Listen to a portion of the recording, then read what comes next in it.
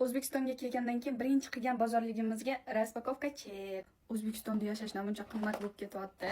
Va hamma narsani pulini o'zim to'laganim uchun shunaqa. Ya'ni Koreyada erim to'laydilar-ku, menga bilinmaydi. Va realni borgan sari qimmatlashib ketyapti. Narxini esla olganlarimni aytib o'tib ketaman. Bolajonim uchun ikkita shunaqa butilka oldik.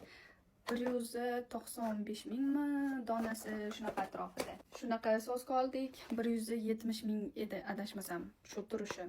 Men bu hip smesdan berib ko'rmoqchiman. Hali ichmadi bundan. 125 ming kichkinasi, ikkiligi. Men bu Nestagen kattasi. Buni narxini eslolmayapman. Katta korobka bo'lgani uchun 200 qanchadir edi. Anig'ini eslolmayapman. No, bolajonim zo'r ichgani yo'q. Ichyapti, lekin unaqa zo'r emas, yaxshi ko'rdi. Keyin men bunaqa kasha olib ko'rdik. Hali birinchisi, yemagan bundan. Buni ham narxi yo'q ekan, eslolmayapman.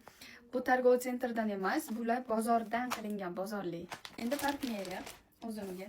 Ha, aytgancha bolamga mana o'yinchoq olib keldik. Bu bizga podarka bo'ldi. Mana bunaqa poyezd ekan, batareyka qo'yganda zo'r yurar ekan. Kачественный o'yinchoq aytgancha, narxini bilmayman, lekin podarka. Mana bunaqa mashinacha oldik. Sochimga 3 ta kraska. Termozashita sochimga, narxi esimda yo'q. Qo'l krem. Iloji boricha hidsiz qo'l krem qidirdik, oyimning allergiyalari bo'lgani uchun. Bu oyimlarniki. 100 mingga Kabaretni yangi versiyasidan oldim. Tush. Zo'r menimcha. 100 mingga tush juda yaxshi. Podkast hali ishlatib ko'rmadim lekin.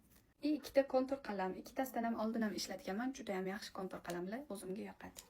Bu bizning birinchi bozorligimiz edi. Davomini ham qo'yib boraman xohlasanglar.